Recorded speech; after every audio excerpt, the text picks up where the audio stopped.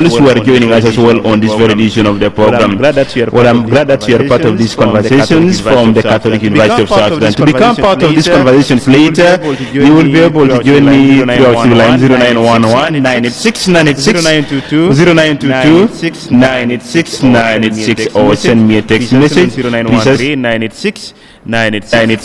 You can also stream this broadcast live through our Facebook page, iRadio, or stream this broadcast live as well by logging onto our website. www.iradio.org. Well, the Sundown covers all the current affairs of the country and comprehensive discussions on topical issues from politics, social health, and also economy, among others. Today, we will listen on how to engage the youth into the entrepreneurial activities or into entrepreneurship. We seek to enhance the capacity of the young people in the country and make use of their energy to become economically viable. And while formal education helps in developing it is significant that the youth begin to learn and explore other options in life to add to the formal education they have obtained or obtaining at the learning institution.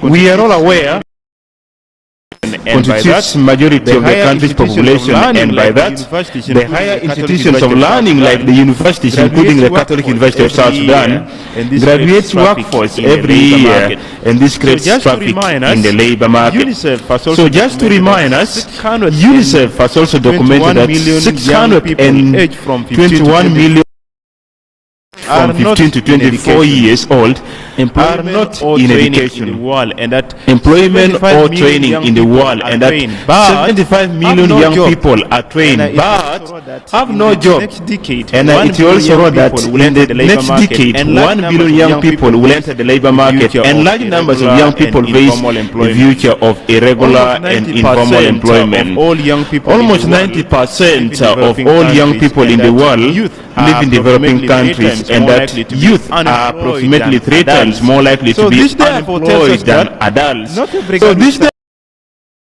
not every graduate stands a chance to get employment opportunity, and as such, entrepreneurship becomes very vital in this case.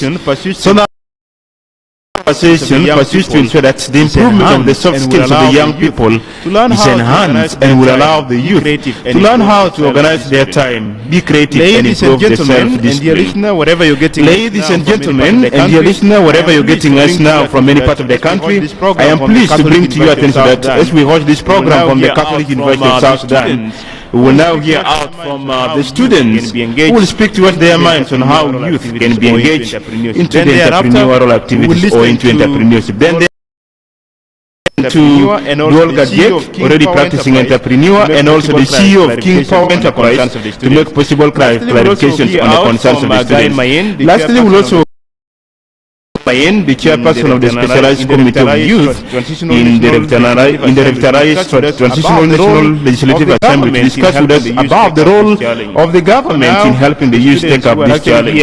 So now, the students who are actually here with us in our conversation, particularly on this point, will be able to discuss how they believe the youth can be engaged into entrepreneurship. And right here with me, I have already maybe Charity will be able to start with us by reaching out concerns on how best the young people, the youth, can be involved in this. Then we'll have to hear out from Ayag Garang, we'll hear later on from Emmanuel Golo, and then John Yar, where concerns because we are talking points, they will be able to raise up, be able to channel what belongs to Sisa, will give it to Sisa, and what belongs to my name is Moyo again, and my name is Moyo Jacob once again. Give the ball now to Yar Charity to start with us on how she believes the youth in South Sudan can be engaged into entrepreneurship.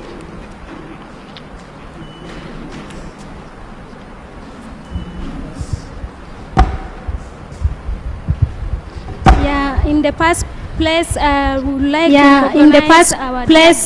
would like to recognize our dear guests, dear lecturers, plus our dear lecturers, and plus my colleagues, to you, my listeners out there. To you, my So listeners out there. we are coming to So talk about today we are coming to talk about in how to engage youth when we in talk of entrepreneurship. When we talk of entrepreneurship, entrepreneurship is the process of organizing a new business, running and also a new business, and also while on taking financial risk. Simplest definition of entrepreneurship. Simplest definition of entrepreneurship. My advice to today, my advice out there to is our youth out there is engage yourself in how to engage yourself in most of entrepreneurship, nowadays, because most of nowadays are youth. 95% are educated, but they are jobless. Let me talk about yourself best. How to engage yourself best in entrepreneurship. The first thing you have to do when you want to carry out the first thing you have to do the first thing you have to do is you have to see is there capability of capital for you to carry out your business.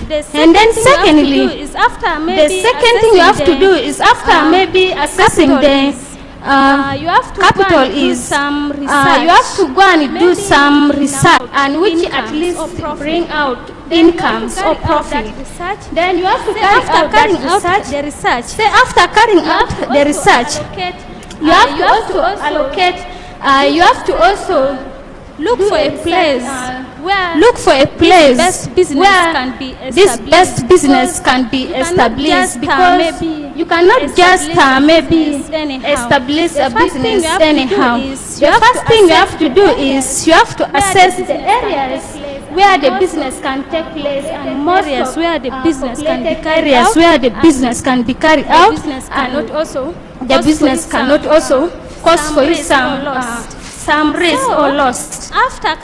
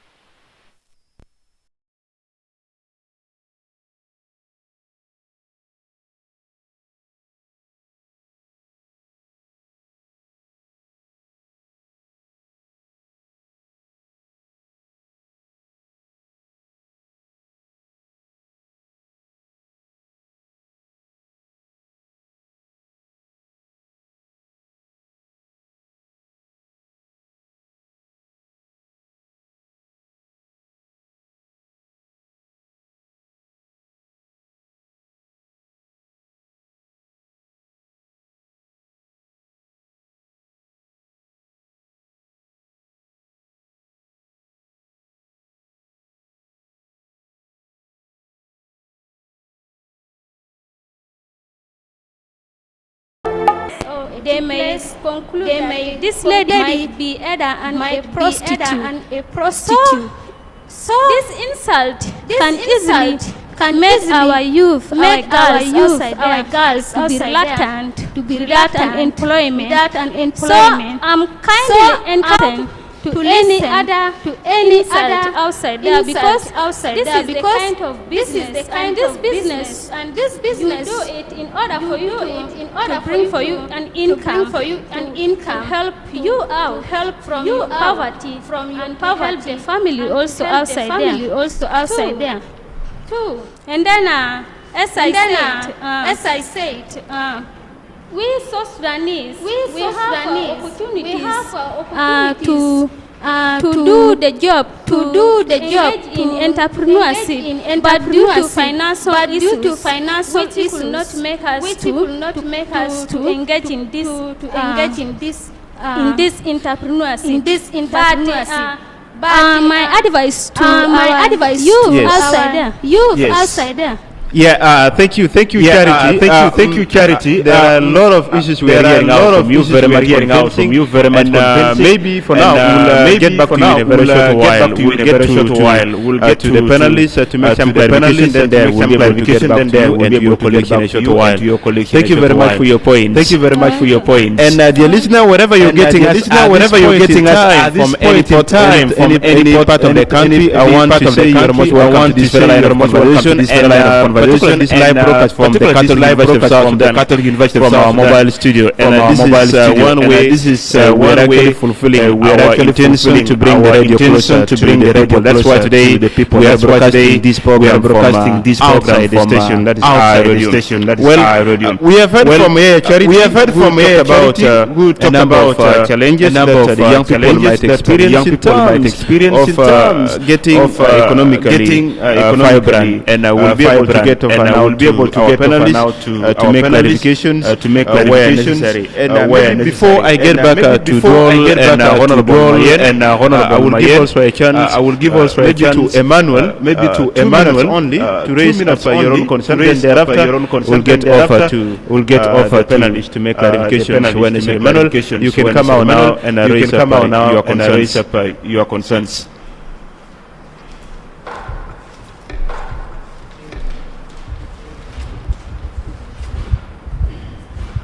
Okay.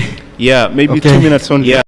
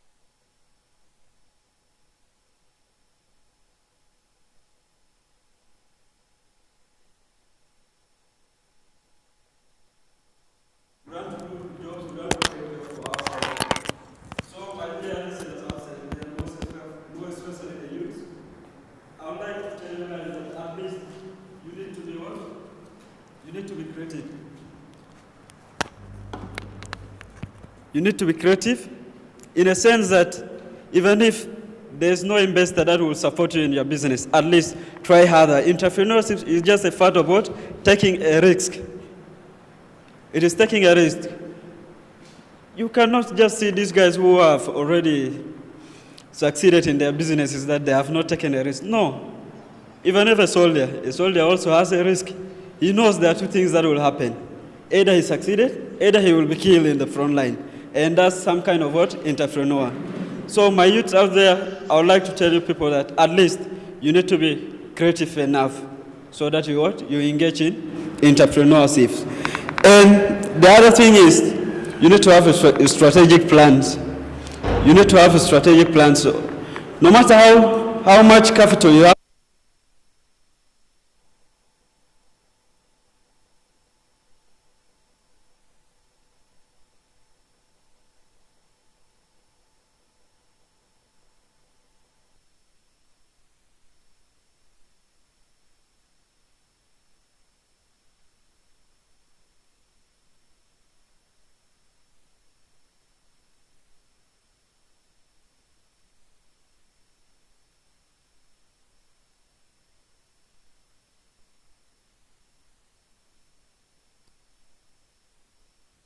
country.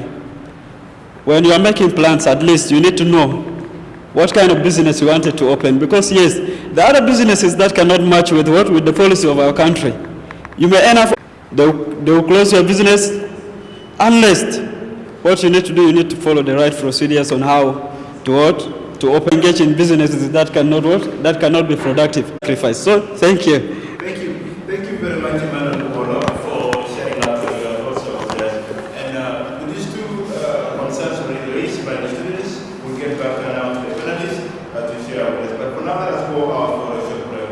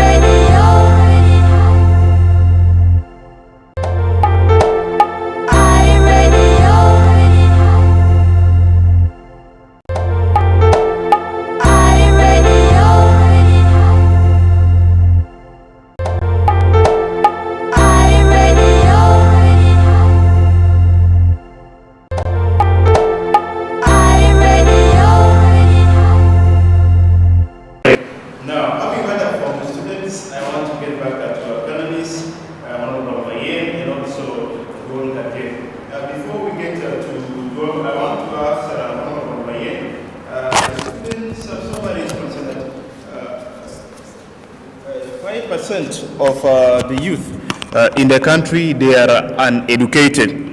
We need to find out on the status of the number of the youth, an estimate, maybe in terms of the percentage of the young people in the country who have gone to school or who are educated as such.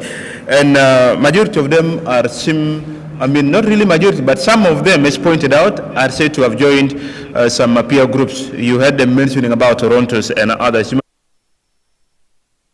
So, can you clarify to us on the status of the education of the young people in the country? Thank you so much, for us to meet. First of all, I'm glad to be here once again. It was a pleasure to engage with you on these fundamental issues of our nation, especially regards to youth, the youth in particular. Coming to the question you've asked specifically, there is no doubt that South Sudan rates so highly in terms of literacy rate, looking at the global indices, which are out there in the public domain. The rate of literacy in South Sudan in general is estimated to be at around 30%. This is one of the lowest in the world today, and as a nation, the onus is on us to improve this. It is not just for young people alone, but this is a cross-cutting issue. Education is key, and we need to invest in it. We need to eradicate illiteracy. So we should not look at it from the point of view of the urban setting.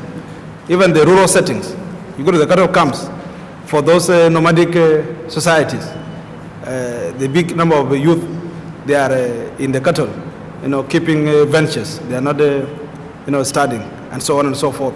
So it is really alarming, generally, to answer the question specifically. Thank you. Thank you very much, Honorable Waye. I can now throw the ball to John Katek. John Katek, you are actually the Chief Executive Officer of the King Power Enterprise.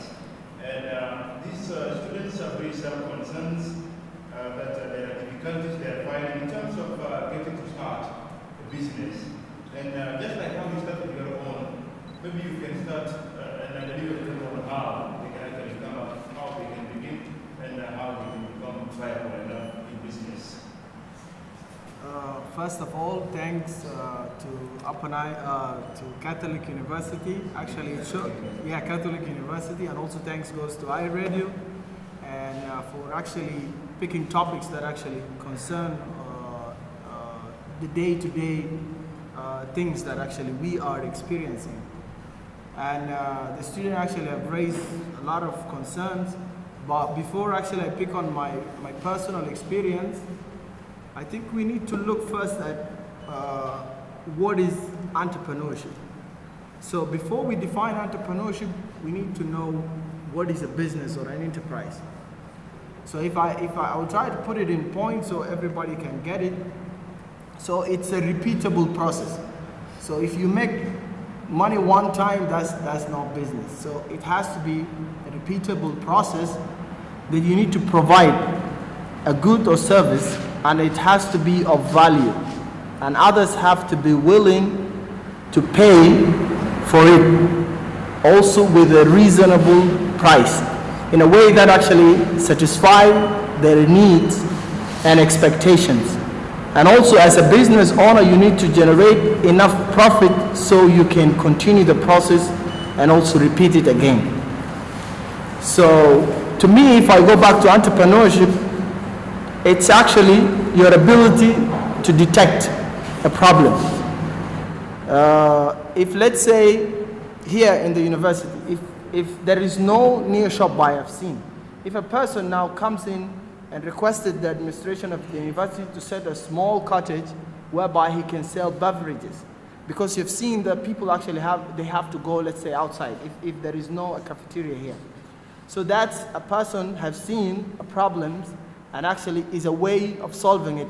And as an extension of solving that problem, they can get a fair amount for themselves. And then the process also continues.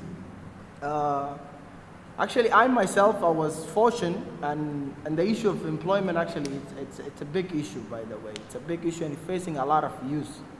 So I myself, I was fortunate that when I graduated in 2010, I was maybe unemployed for only 2 years, comparing to others of my colleagues. Then I started working with the government, and then again I worked with one of the oil companies, Dar Petroleum. I worked with them for 8 years, and then I resigned. But actually, to start a business, you do not need a capital. You do not need a capital, because there are people who are willing to invest. And sometimes you need the idea, because if you say, I don't have a capital, that's why I'm starting, it's actually a way of victimizing yourself. And we know what comes with victimizations, because it's also, you are setting roof or limit for your own self. Starting a business is not an easy thing, it's hard. And that's why only 1% of business succeed in the world. So it's not something that majority succeed.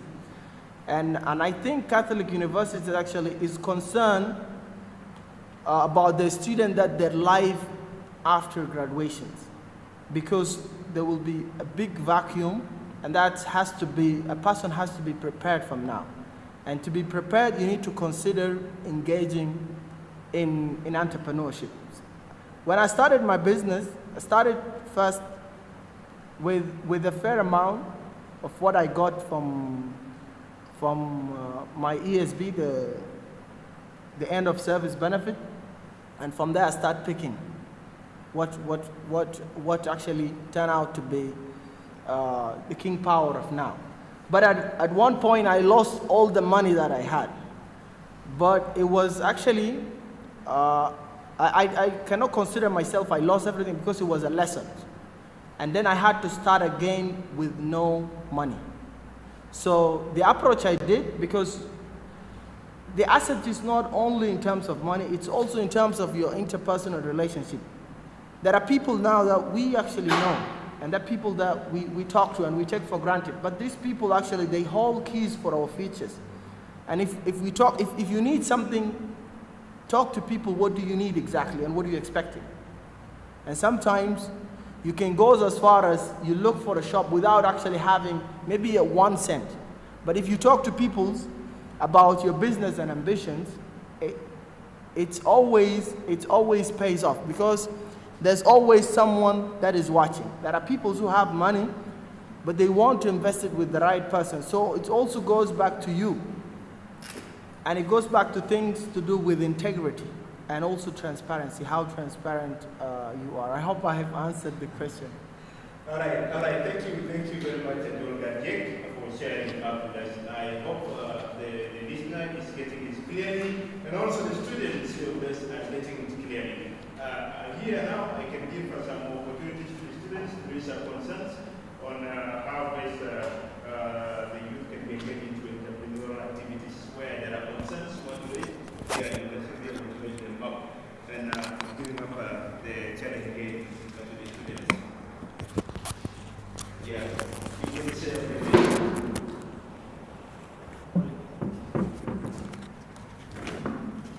in the first place, I recognize the presence of everyone within the studio here and the presence of our dear listeners outside there.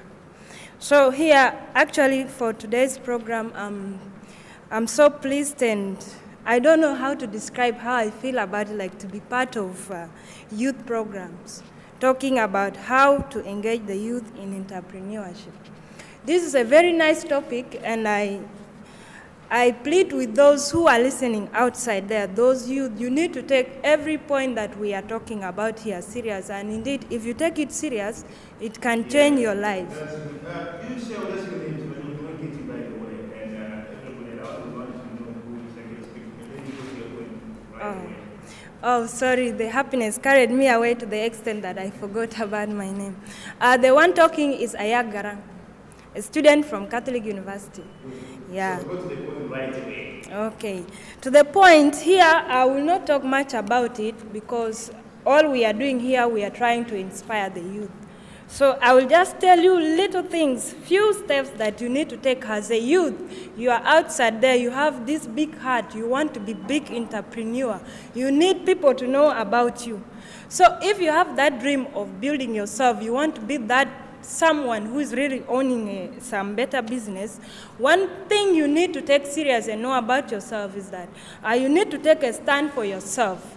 Like what you have thought of, take it serious, and also be confident of yourself. Don't think of a business idea and you at the same time take time to criticize yourself that you are not capable of doing it. This factor is one of the factors that is stopping so many youth from building themselves. They have ideas, but they cannot actually implement. You find someone really, when someone is talking, that person talks thing and you see future in the person. But for the person to make it serious is not there. So as a youth who is having business idea outside there, you need to take a stand for yourself and know yourself better. Know yourself that you are great and indeed you will be great. Another thing you need to know about yourself is that as you already have your business plan, make sure that the business plan you have for yourself is right for you. Because in this universe, we are not all talented in the same field. You should not be seeing like maybe your friend has started a certain business and now is going well with it. You should do it because it is going well with your friend. Think of what you are capable of doing, what your fund can afford for you to start, and then you start with. Yeah. Another thing is you also need to know which customers are you going to serve, because you can't just be like, I need to start a business, but you don't know with that business who are your targeted customers. So before you begin your business, you need to target your customers, know what they want, at what time do they need it, so that you don't end up making losses. Like, you know, there are some of us who actually think of business at the wrong time, at the wrong population. Yeah. So when you are planning to start a business, know the customers that you are targeting. At what time is it good for you to produce that particular product you want to have? Yeah. All right. Thank you very much, Yaga, for sharing with us. Any more students before we move on to the panelists? Yes.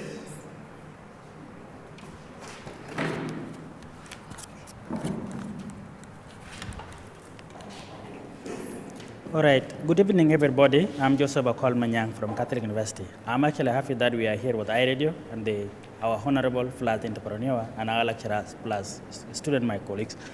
I'll be very straight to the point. You know, in our country, South Sudan, we are a new country, but there is issue of financial literacy. Of course, yes. You can find an entrepreneur might have started the business, but they should also consider that what they are doing is something connected with finance, and it may need some record and those basic things. Instead of just going with the boda, for example, and later on you find you have money, you just go to the restaurant, you eat it all, tomorrow you begin again. You must have your own record, for example. This is what I'm actually looking at it. And management. You know, business is like a child. When you have actually given a new birth to a child, you have to keep that child always clean and some other protections. Nothing is about the mindset.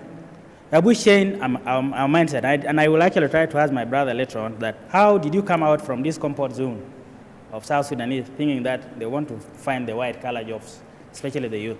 So for youth, they have to come out from that comfort zone to push the wheelbarrows, as we have actually been seeing. They are getting money. Also, to use boda, it was actually like a new business, but it's now another business. And chapati, plus the rest, we have to learn from the other world.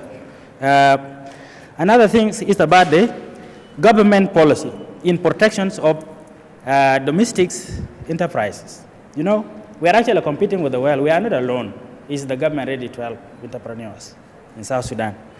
Up to here, I will also try to actually stop here. Thank you so much. Yeah. Thank you very much, Joseph Akolmanyang from the Catholic University for sharing with us. Thank you very much. We'll get back to the students later on after we have heard from the guests. And listener, whatever you're waiting us now at this point in time, we are not hosting this program live from our studio, but we're also live from the Catholic University of South Sudan through the help of our mobile studio. So, like I said, this is part of our presentation to bring now because they are really closer to the people. So this might be one effort. Tomorrow we can decide to go to another place and watch the same program from a particular location. Even outside Juba, we can still be able to watch it. Let us go to the break.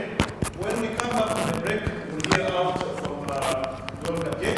We'll also hear from Honorable Mariana Gary here with us at this point in time.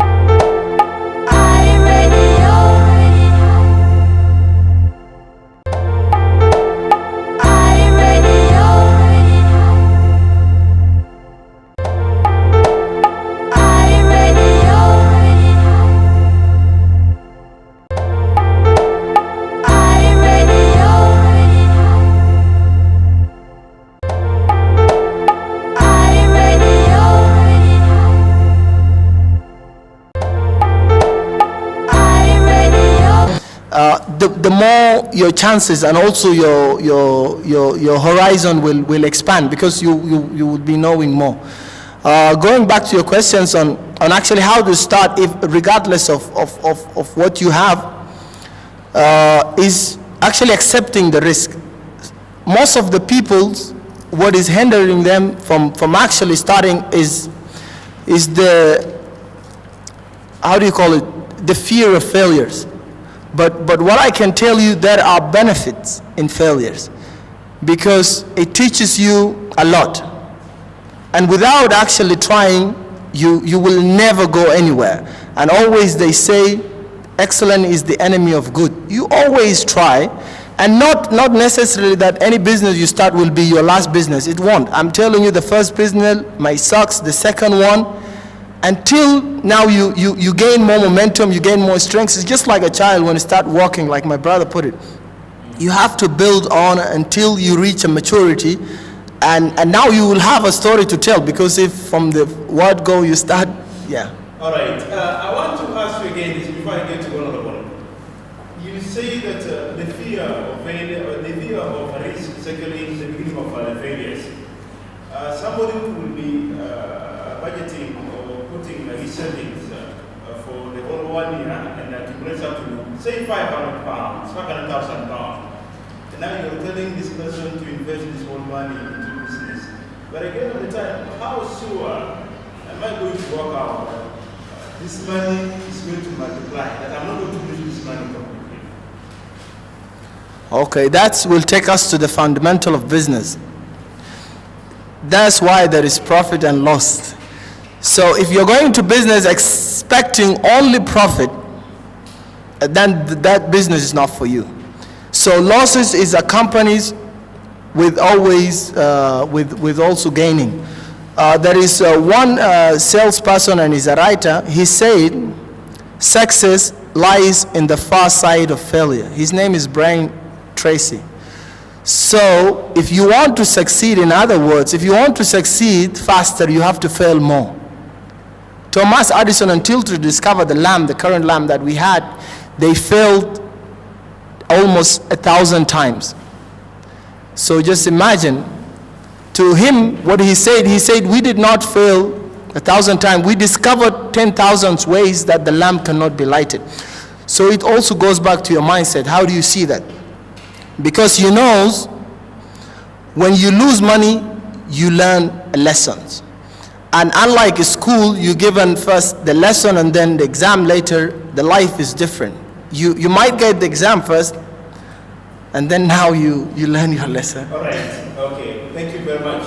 Let me get to Honorable Mayeri Guy, who is actually the chairperson of the Youth Specialized Committee at the Revitalized Transitional National Legislative Assembly. Somebody here has spoken about the government policies in terms of protecting the business of the people, not only the businesses of the youth. But before we get to that, I would love that you provide to us some explanation with regards to the government stand in regards to supporting the young people into businesses from the perspectives of the parliament. Thanks so much, Jacob. First of all, the sequence of my name is Guy Mayen. Just to set that straight, I am glad once again to have this opportunity to be on air, to participate in this crucial discussion. Yeah, verily, as Brother Joseph Akol has mentioned, the aspect of government policy is very instrumental in all this. Well, first of all, before you can even indulge in entrepreneurship, there has to be a friendly business atmosphere. So the primary job of the government is to create that conducive atmosphere for you to do your business. Because you shouldn't worry about losing your business because of insecurity, people breaking into your shop when you are asleep. Of course, that happens once in a while, even in the most advanced nations. But then the risk should be, a bit, less than what is common in volatile situations in terms of security. So the primary goal of the government is to create that conducive atmosphere in terms of security, physical security. The other kind of security which my brother Joel will attest to is the business atmosphere.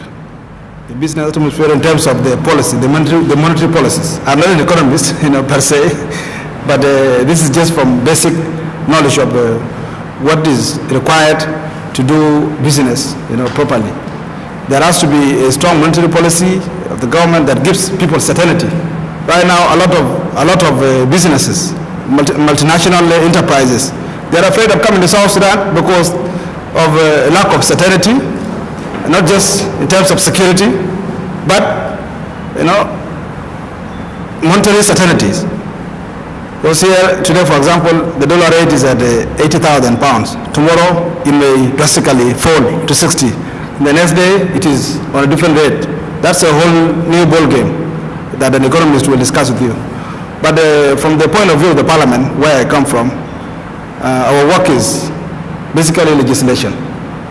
The committee that I chair, which is the Committee of Youth and Sports, it is focused on issues of youth legislation. There are many other legislations pertaining to education, pertaining to the economy, to the security, to many other sectors. But on youth legislations, one key legislation we are pursuing currently is the legislation of Youth Enterprise Development Fund, because government is meant to give some direct support to those enterprising youth out there who have ideas, like our brilliant young sister Charity, as narrated in the ABCDs of caring entrepreneurship. So that legislation is in the pipeline as you're talking. It is still at the Ministry of Justice, and hopefully it will soon come to the Council of Ministers before it will find its way in the Parliament, whereby we will conduct public hearings. I hope that when that time comes, we will involve young entrepreneurs like this in the discussion on what needs to be done in disbursing these funds to those able enterprising youth out there. So that is the bit of work which is being done now in relation to that in the Parliament. Thank you very much, Honorable Guy, for sharing with us this. We will now give chances to the audience, to the listener, where you see have concerns, to join us in this conversation. I will give all now call on us 0911 9696 0922 98696, and then we can be able to hear out their own opinions in regards to our topic. If there are questions to the panelists, I will be able to share our presence all right this moment.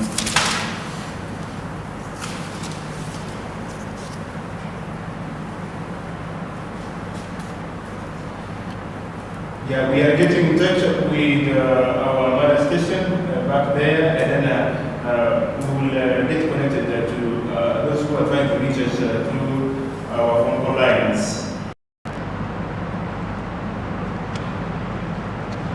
Yes, good evening, Emmanuel Joseph Akile.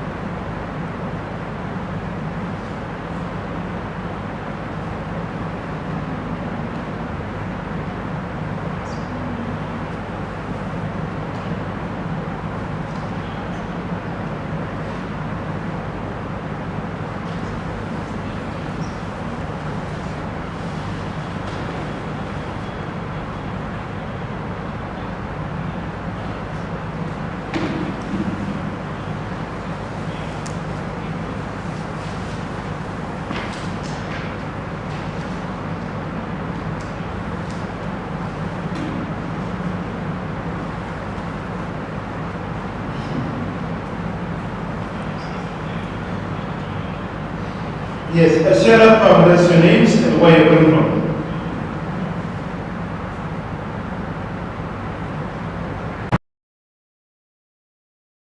Now, yeah. Yes. Yes. Okay. Yes. I'm going straight to the point. Yes. Yes. For exactly, first of all, to the Honorable.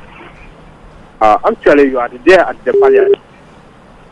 And for this long time of period which you have been there, you know so many things which are going on.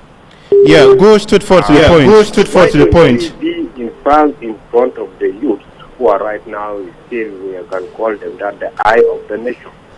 Because what's going there up right now, we don't know how you people are being there in the assembly for so many years up to right now, since the independence up to right now, we know nothing about what's called South Sudan. Yes, what is the point? What's the point? What's the point, Loki, then? Okay, try to give me just a small minute. The whole of the things which is called economically, and also, let me just say, some of the other politics which I'm not going to talk of, but let me talk a lot of economically. Yes. We gain nothing on top of what is called economically in South Sudan.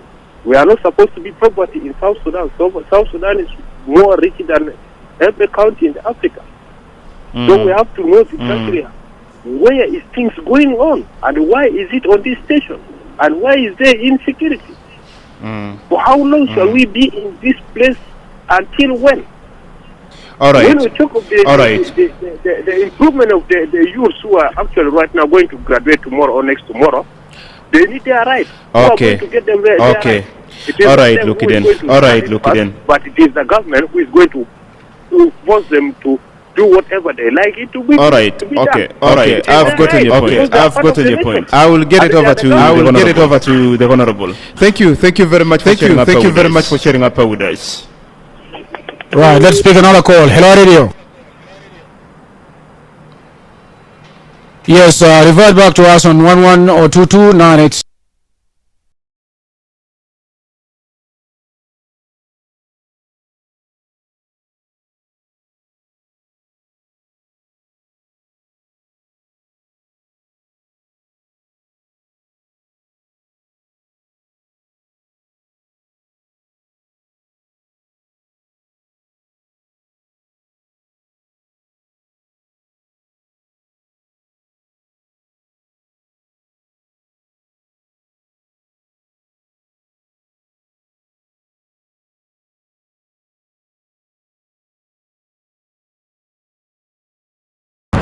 مرحبا توالي في Sundown.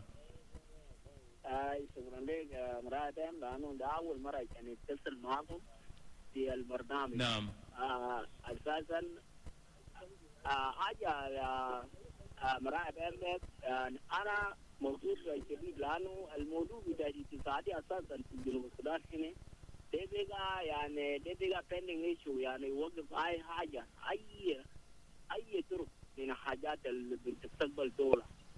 فاذا كان ناس الحكومه ينظر في كلام ده كله اي مشاريع بتاع الشباب وزي التعليم وحاجات كله بخش.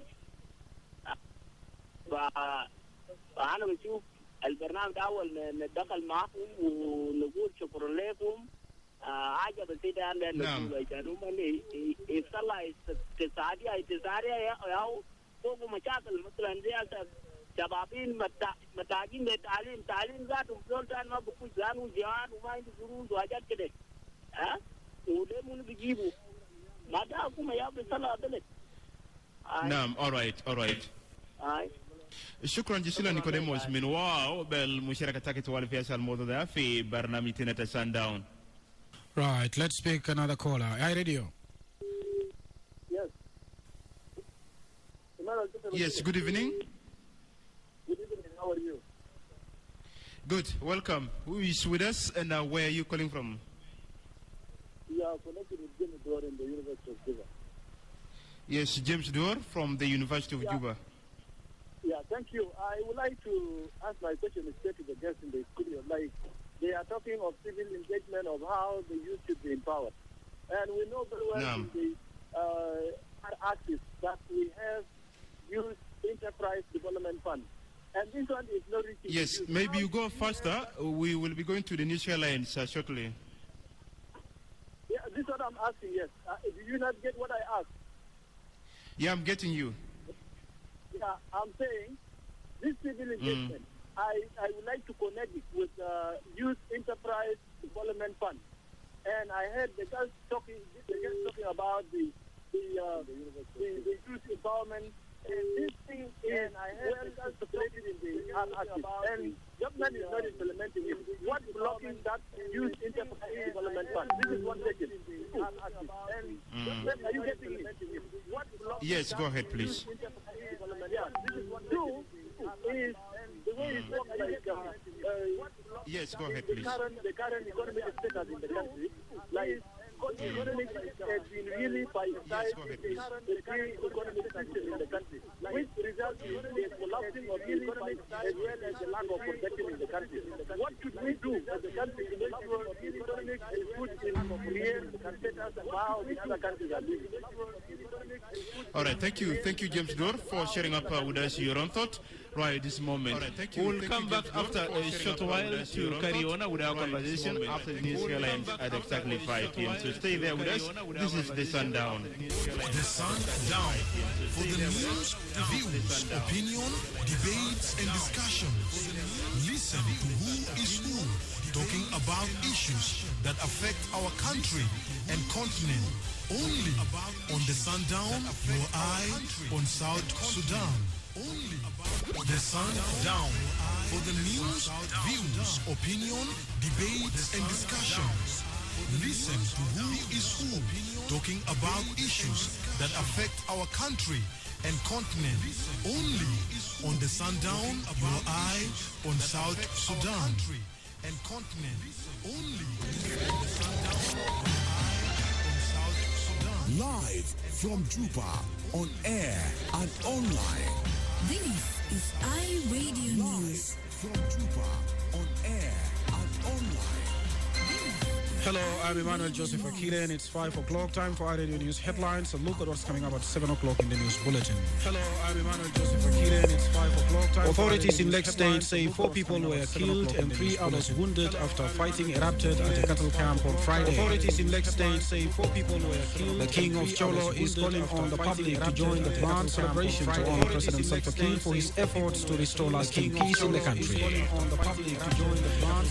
And the police in northern Bahr el-Ghazal state have arrested a man accused of defiling 2 minors on Tuesday. Tune in for these stories and more coming to you in our 7 o'clock bulletin with my colleague Helen Samuel. And now here is Maria Johnson with the Arabic News headlines. I'm Emmanuel Joseph Akile. Thank you for listening. أهلا ومرحبا بكم. ده زمن عناوين الأخبار من آي راديو وتفاصيله حيجيكم في النشرة المفصلة في الساعة 7:30. أهلا ومرحبا بكم. ده زمن عناوين الأخبار من آي راديو. قالت السلطات بولاية البحيرات إنه 4 أشخاص قتلوهم وأصيبوا 3 آخرين بعد اندلاق قتال في راحة للماشية يوم الجمعة. ملك مملكة شلو طلب من الجمهور الانضمام للاحتفال المخطط له لتكريم الرئيس سلفا كير لجهود إعادة السلام الدائم للبلاد. والبوليس في ولاية شمال بحر الغزال قبض على راجل بتهمة التعدي الجنسي على بنت صغيرة يوم الخميس. والبوليس في ولاية شمال بحر الغزال قبض على راجل. خليك في آي راديو لكثير من الأخبار اللي حيجيك في النشرة المفصلة بتاع الساعة 7:30. أنا كنت معكم باريا جونسون. شكرا للاستماع. خليك في آي راديو لكثير من الأخبار اللي حيجيك في النشرة المفصلة بتاع الساعة 7:30. أنا كنت معكم باريا جونسون. شكرا للاستماع. اسكاليك على آي راديو. إنتكم في جنوب السودان. All in the hands of the police. International relations. The United States has invested a lot in the independence and the freedom of people in South Sudan. The United States has invested a lot in the independence. Let's allow government resources to be channeled into the government account for service delivery. You cannot call yourself a rich man because you have managed successfully to divert government resources into your pocket and you say you are rich. You cannot call yourself a rich man because you have managed successfully to divert government resources into your pocket and they have houses. If we're real nationalists and if we want to put money to the national interest. Leave the hotels, go to your houses. Sundown Show every week from 4 p.m. and catch up with updates, share the opinion, and advance the socio-political and economic development of the country. Good evening to all of you once again, and I want to welcome you back from the news headlines and now to our Sundown program that we are watching live from the Catholic University of South Sudan from our mobile studio. And we have had concerns raised by members of the public. And number one is Lomlin from Gudele. We had also Nicodemus from Wow. And then we had from James who called us from the University of Juba. What Nicodemus actually called to find out that the young people, this is directed to Honorable Guy who does in the university here, that youth in South Sudan particularly have never gained from any resources the country actually have. South Sudan is rich in a number of resources, but these resources have never gotten into the hands of the young people before. Could this be number two? But these resources have never gotten into the hands of the young people before. Could this be number two? But these resources have never gotten into the hands of the young people before. Could this be number two? But these resources have never gotten into the hands of the young people before. Could this be number two? But previous population census 2008, 73% approximately. So they should be the number one beneficiaries. 73% in terms of all services rendered to the citizens of this country. Should be the number one beneficiaries when it comes to the resources of all services rendered to the citizens of this country. The distribution of resources comes to the resources of all is done through the systems of governance, which are the distribution of resources where we have been facing a lot of challenges. Systems of governance. Recently, we had the opportunity of signing the RRC, which I believe most of the students here have read. This is the simple blueprint that will, I believe, create most of the students here that opportunity for us to put in place the necessary institutions to channel the resources to the benefit of the people of South Sudan. For us to put in place the necessary implementation of this agreement, the resources, especially Chapter 4, which talks about economic reconstruction. Implementation of this agreement, the element of economic reconstruction has something to do with channeling the resources to the right beneficiaries who are the citizens, not just the youth. Reconstruction, because the youth will get the lion's share, being the majority. The right beneficiaries who are the citizens, not just the youth. Let us put in place the governance, the youth will get the lion's share, being the majority institutions. The right beneficiaries who are the citizens, then let us believe everybody will get the lion's share what is due to them, in my opinion. Then the question is, let us believe everybody founded, what is due to the genuine question, in my opinion. Every South Sudanese leader should be doing a soul searching in this matter. Genuine something that can be answered by one person. All right. Thank you, Honorable. I'm still coming back to you. There was the next question that came in there from James Dor from the University of Juba. I'll come to the question of Nicodemus from Wow later on. There was the next question that came in there about the Youth Enterprise Development Fund. That is also stipulated for in the revitalized agreement on the resolution of conflict in the Republic of South Sudan. What's actually happening in regards to that in the revitalized agreement on the resolution of conflict in the Republic of South Sudan? What's actually happening in regards to that in the revitalized agreement on the resolution of conflict in the Republic of South Sudan? What's actually happening in regards to that in the revitalized agreement? Currently, the bill is lying with the Minister of Justice. What's actually happening? No. Currently, the bill is lying with the Minister of Division of Labor, in terms of governance. There are procedures which every bill follows before it ends up in the Parliament. It has not come into our hands, but we are aware the bill is there. Every bill follows. Once that bill has been passed, this is when it comes into Parliament and now begin asking the government to produce the funds.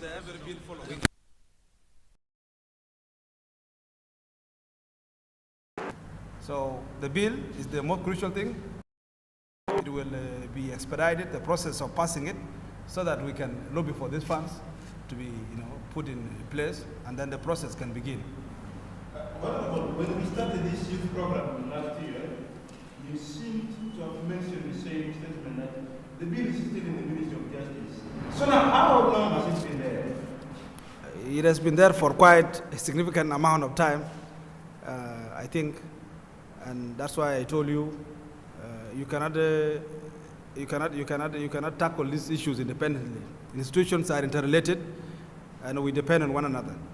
If that institution has not done its work, then nothing much can be done by the other institution which is supposed to fulfill its part of the work. So we have been waiting, and the onus is currently on the Minister of Justice. I urge the Minister of Justice to expedite the process of bringing that bill to the Parliament, and then we can begin doing our work. Now, earlier on, you also raised a concern that the inflation can actually to the economic development of the young people in the country. So, James, you also asked from the perspective of the Parliament, and you represent the young people, and you know this affects the young people so much. What is being done by the Parliament to ensure that this is addressed?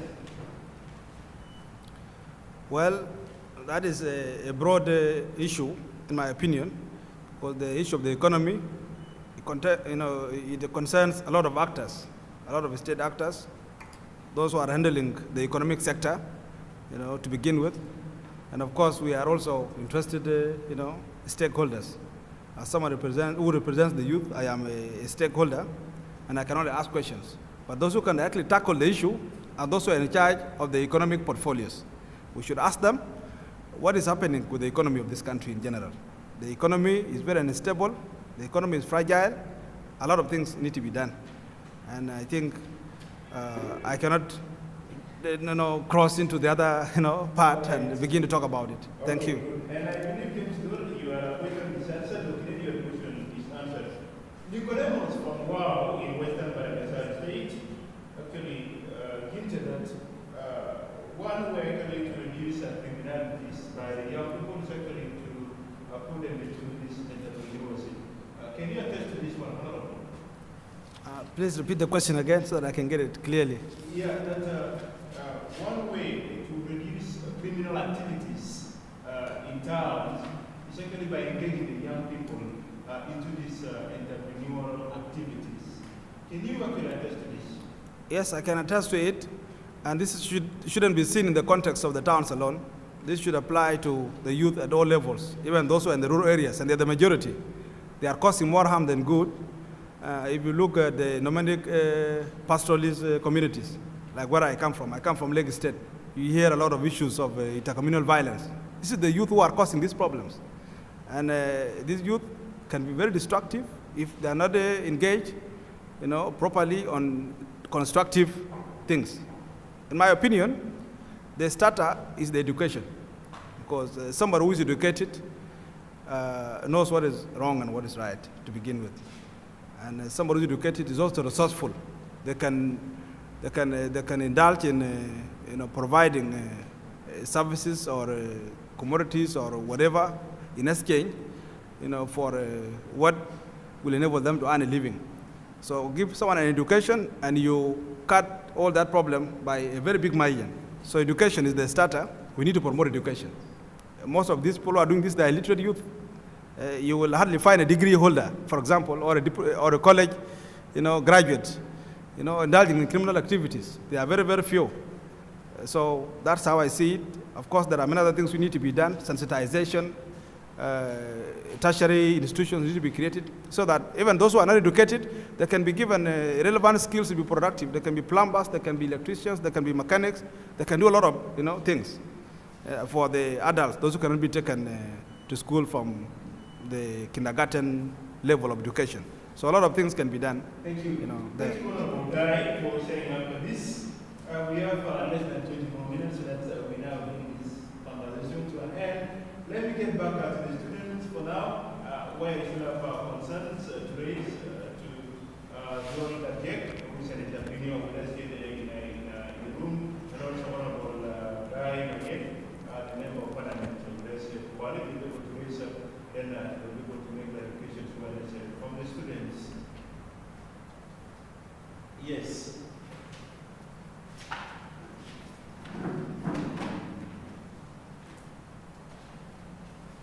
Yeah, you will definitely start with your name. It's a great pleasure to have you here, both the dignitaries and the high radio members and the lecturers. I'm by the name Diana Lubit, a student from Catholic University of South Sudan. My question is direct to the Honorable.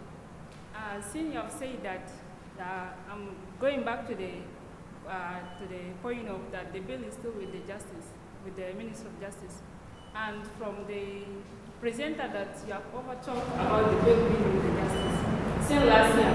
How long will that bill be, and how will it be for us to benefit from that bill that is kept in the Minister of Justice?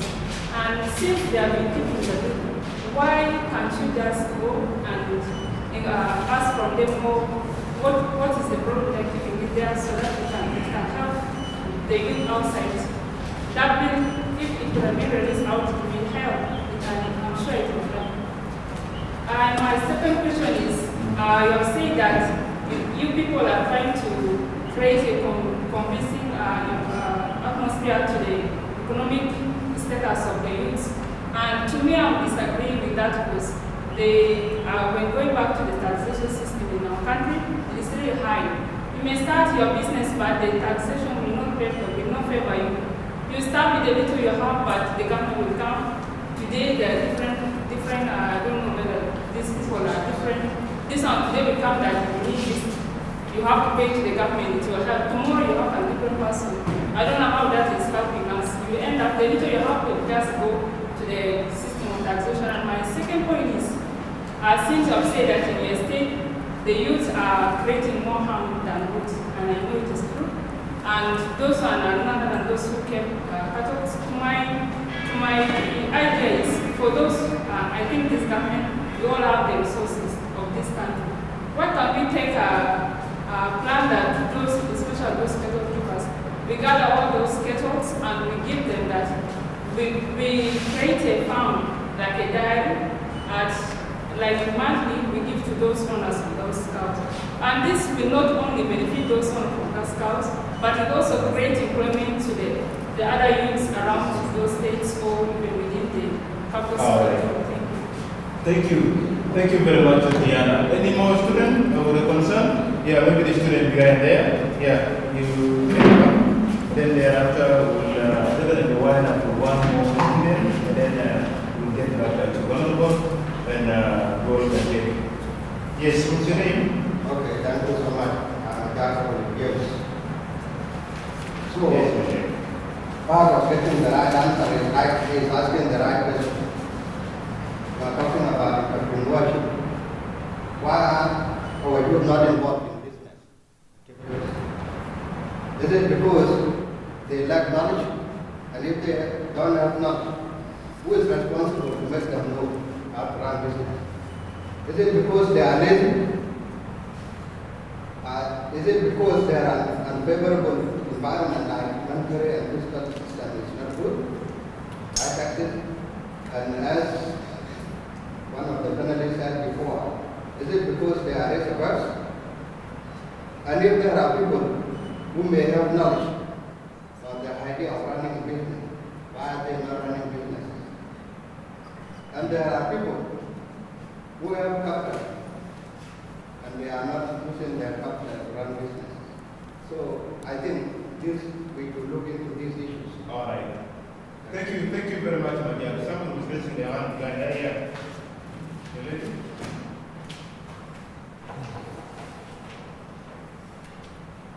Yeah, and be very brief.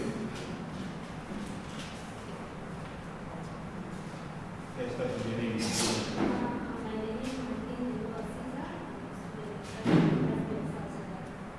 My question is only two. One is, should the government have a different role in promoting entrepreneurship and economy? And the second point is, what can the government do to support the young entrepreneurs who are facing age intertypes? Yeah.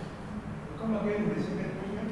I was like, what can the government do to support the entrepreneurs who are facing age stereotypes? All right. Thank you very much. And then we will get back to Honorable here because most of the questions are directed to him. Any more questions? Probably the last. Yes.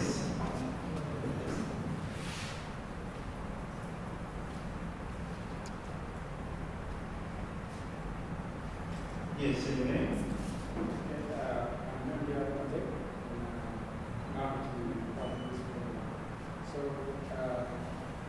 Before my question, I have to lie a point.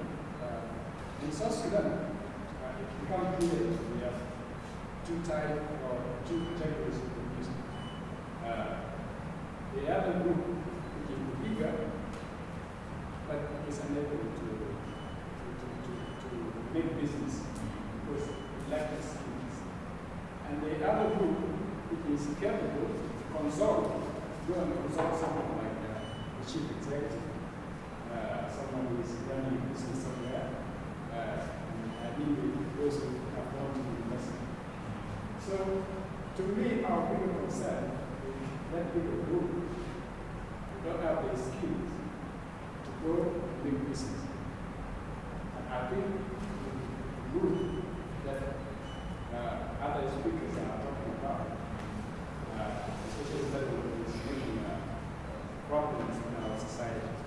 So my question to the panelists is, what are we going to do about that category of people, especially the bigger category that makes a problem among ourselves? Thank you very much,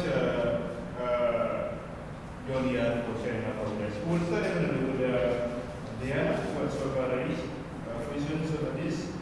That honorable, we are getting back to the question of the bill. That is the South Sudan Youth Entrepreneurs, the South Sudan, the Youth Enterprise Development Fund that we talked about earlier on. So she's just very curious on if it is still taking long at the Ministry of Justice, don't you think the Parliament can intervene? This is actually our question. Thank you very much. Actually, this is something that I would have done a long time ago if it was meant to be the right thing to do for that bill to come to the Parliament. But as you may be aware, currently the Parliament is on recess. And recess means there is no business in the Parliament now. And the reason why that is so is because there are no bills which are in the Parliament, for it to deliberate upon and pass them. There are a lot of bills, including the Youth Enterprise Development Fund bill, which are still hanging there. And these many bills, they are being pushed, by a section of lobbyists from within the executive and from the Parliament, for them to be expedited, to be brought to the Parliament as soon as possible. It is not just the bill of the Youth Enterprise Development Fund alone. There are very many. If you know the National Constitutional Amendment Committee, which is one of the key institutions that was created by the RRCs, it has reviewed and revised a lot of reform laws, and these reform laws are meant to pass through the Ministers of Justice to the Council of Ministers and then to the Parliament.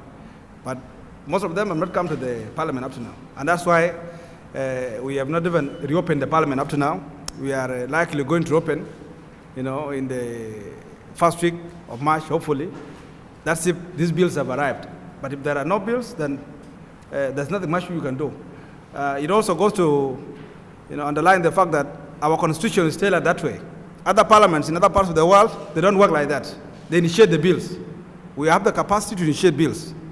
As legislators, I can initiate a bill myself, and it is deliberated upon in the House and passed. But this is not how our system works. Our system works in this manner. All right, the second question of Diana is about the question of taxation. Taxation, according to her, is one of the reasons many youth are not succeeding in their businesses. Because someone will come to you to collect taxes, tomorrow again another person will come, and next day another person will come, and a young man or a young lady there will get started in this business. Before we get back to you, I need to ask Duol, you are already an entrepreneur. How are you managing this question of taxation? I think our sister here has actually raised a very important question. Actually, we formed a group. It's called the Association of South Sudanese Entrepreneurs. This body actually, their aim is to bring all the entrepreneurs who are operating within the country and all the business men and women together to actually tackle some of their concern, which is tax actually is a major issue. As entrepreneurs, we are facing a lot of challenges, especially things to do with the city council. So a lot of people have expressed this. This body was formed in 2021. I'm the chairperson, and we have Atem Daniel Dow, also is the SG. We engage also with my brothers here, Guy Mayan, who is in charge of the youth, the youth in parliament. Yes, exactly. So all these issues are there, the taxations and etc. But what I can tell my fellow sisters and brothers here, we now, all of us picking the mindset of being a victim. The Ugandans who are operating here, doing minor business, there's no government supporting them. They are actually being pursued by CIDs and also they have their own challenges. So what I can tell us is put the blame aside, because this is the only way to start. And those of Guy Mayan will find us on the way, because also they have their battle which they are fighting. And I think you heard one bill has been there for almost a year. So let's start. We have also a game to play, and let's be familiar with the process, and we can maneuver. You know, Charles Darwin actually said that is not the most strongest species nor the more intelligent ones that survive, but it's the most adaptable to change in their environment. So that's what I can say. Thank you very much. Honorable Guy, let me get back to you. Many years have run from business simply because of the issue of the offer taxation. What's the department working in regards to this? Or the department organizing anything? Thank you once again, Jacob. That's an important question. Yes, the element of heavy taxation is there, but also I believe there is also exploitation, that the taxpayers are carrying out on these innocent and probably ignorant, peddlers, retailers, and small-scale business holders. In the parliament, the job that we do in regards to this is that every year there is a budget process which is undertaken by the parliament. The budget process, it discusses all matters of macroeconomic issues and taxation. If you have seen in the budget, there is a bill called the financial bill. The financial bill contains all the taxes which are meant to be paid on every item in this country for that fiscal year. Therefore, if somebody is aware that this is a percentage of taxes that I'm supposed to be paying this year according to the budget of South Sudan for this financial year, then nobody can exploit you. But I believe most people do not even have access. They have not even read the financial bill. They do not know that this is the tax which is supposed to be levied on sugar this year. This is the tax which is supposed to be levied on salt. This is the tax which is supposed to be levied on fuel, on all essential commodities and all business items which are sold out there. So I attribute this to ignorance on the part of the business people, and also greed and exploitation on the part of taxpayers. And that needs to be regulated, of course. Government cannot just sit back and watch it happening, watch our people being ripped up by these exploiters. There has to be a regulatory process which should be undertaken, and the owner still comes back to the hands of law enforcement agencies. This is where the law enforcement agencies are supposed to play their role, to track down, because these people are criminals. Those who are, somebody cannot ask for a tax and there's no receipt.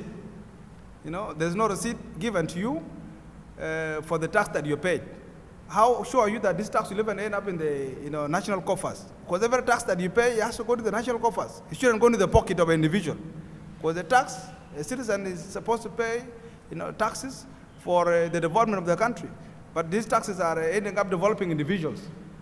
So there are a lot of loopholes we need to be closed, of course, and that's a big issue. Actually, as we know, it is because the youth in South Sudan lack knowledge, or because they are lazy, as many always refer the young people to, or the environment generally is not economically favorable for them to engage in this and individual activities. What is your clarification on this? Well, first of all, I want to say that whoever that made that blanket statement that the youth of South Sudan are lazy was simply wrong.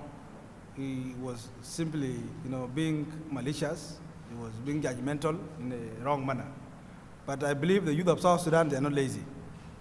The youth of South Sudan, they are able, like other youth in other parts of the world, who are, endowed with a lot of energy, because every youth has a lot of energy flowing through the veins. This is what it means to be a youth. It means you are naturally energetic. But that energy needs to be channeled into the right channel, which can be constructive. And this is where the element of education comes in, capacity building, the conducive environment, and all those factors that we discussed earlier on. So I don't believe that the youth are lazy, the youth of South Sudan are lazy. It is wrong. All right. Just before we wind up, there was a question that came in from Marlene, who actually came to inquire. Should the government actually have a different role in promoting entrepreneurship in an economy, like an economy South Sudan is actually undergoing at the moment? And then number two, what can the government do in order to support the entrepreneurs who are already facing, the age stereotyping? Well, I must confess the questions are a bit ambiguous, but let me try my best to answer them in the context of what I've understood. Yes, the role of the government is broad. It's a broad thing, and it narrows down to different departments doing their work respectively.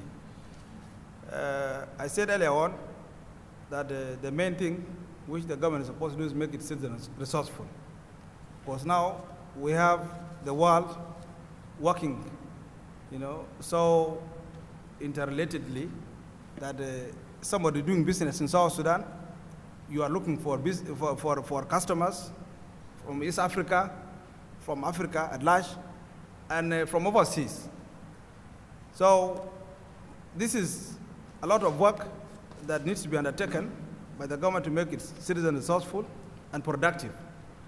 For example, in South Sudan, we have an element of insecurity affecting a lot of areas.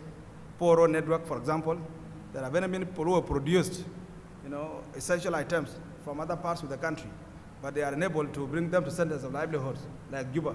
Somebody is producing a lot of cereals in Ring, in Upper Nile. Somebody is producing tomatoes and fruits in Western Equatoria. There's a lot of maize being produced in Magui County and many other parts of South Sudan. But to bring them to the market, because the market which is there is the capital and other centers of livelihoods, it is very hard due to poor transport network, due to insecurity, and many other factors. So all this is where the government comes in, because that is one of the issues that affect business, in my opinion. So the roles of the government, there are very, very many. Every department should speak for itself. And I cannot speak for all the departments here, of course. I have my limitations as an individual. I can speak, for the institution that I represent.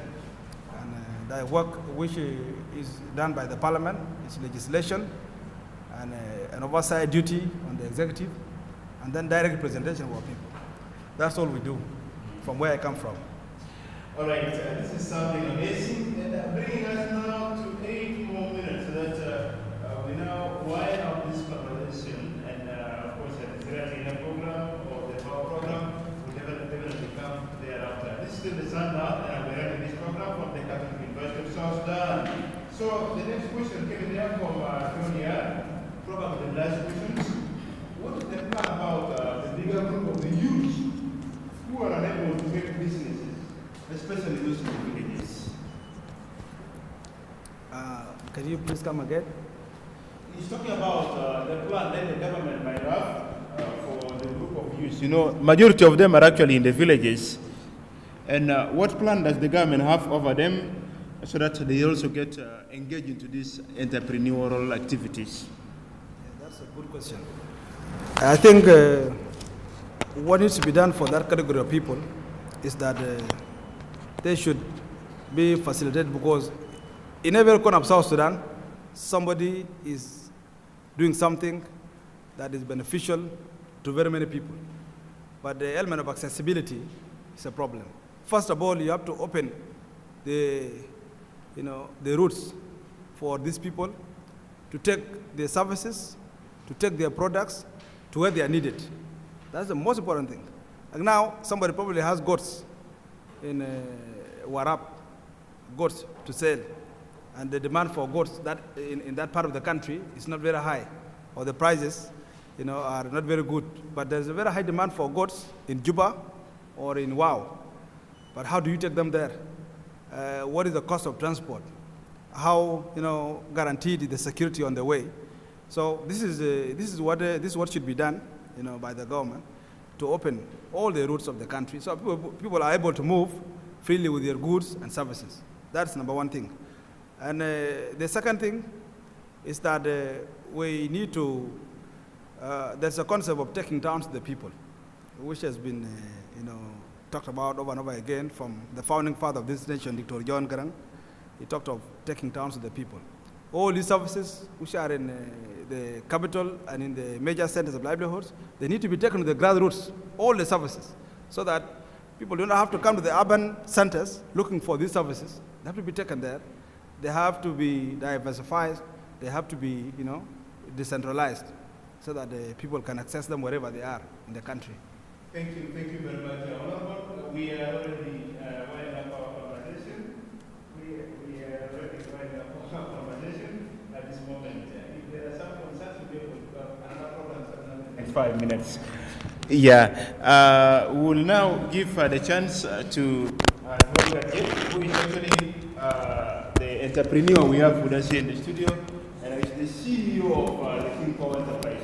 Maybe in 30 seconds time, to say some remarks to our. I can say thank you to iRadio, and also thank you to Catholic University for making this happen. So I hope somebody somewhere got inspired. What I can say shortly, that actually impact drive income. But what is the impact that can be created is through knowledge and through education. So I urge anyone to also look, because now knowledge has become more accessible than ever. You can find to do anything on YouTube, on also other social media platforms. So thanks goes back to iRadio. Thank you very much, and for always accepting our invitation to talk to the youth of South Sudan in regards to how best they can become very vibrant. Maybe before I get back to Honorable Guy, I would love to give 30 seconds to Mokok Betu of the Catholic University. Maybe 30 seconds work, so that we now wind up this conversation that we are hosting from this university right away. So they have given us the ground in this program for, and possibly 30 seconds from you.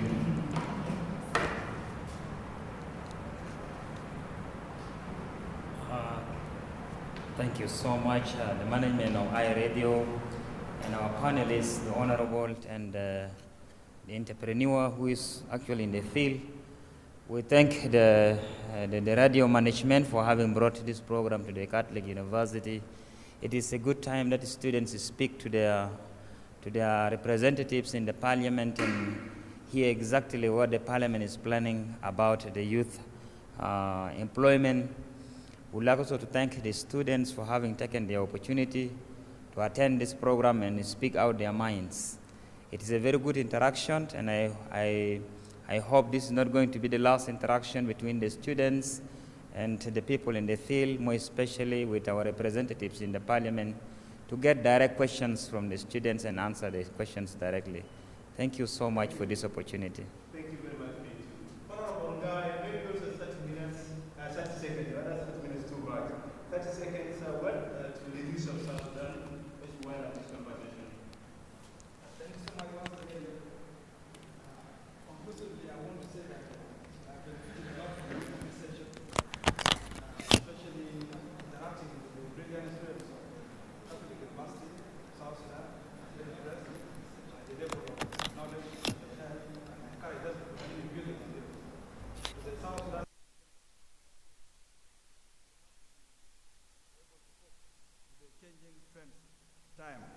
We have to be, my brother here, co-panelist talked about adaptability. You know, in terms of survival, you should adapt to the prevailing trends so that you can be able to survive as a person. Be innovative, be creative. Don't settle in the comfort zone. Don't throw your hands in frustration. I believe South Sudan is well endowed in very many areas. There is a promised future for everyone. And slowly, institutions will be built. The right institutions that should be able to render services appropriately as expected by the citizens. They will gradually grow, and we should continue to build ourselves. We should continue keeping ourselves to be resourceful citizens, to be responsible citizens, not just of South Sudan, but the whole world. We should not compete at our local levels. We should compete globally. We should think, higher. Thank you. Thank you very much, Honorable Guy, for speaking to our listener and to the students here today. Listener, we have finally come to the end of this live broadcast from the Catholic University of South Sudan, and now we are going to shift back to our mother station there in Jebel. And I want to say thank you very much to our team, especially to our studio manager, James Wajid, Lord Nelson, Moses Sawan, and also Olino again for coming in and helping to ensure that this broadcast is actually made a success. We hope to have you sometimes in another discussion altogether at Catholic University or elsewhere or at our main station and talk more of the affairs that of concern to the young people of South Sudan. My name is Moya Jacob Felix, and I wish you a very good day in the company of IRA. Thank you very much.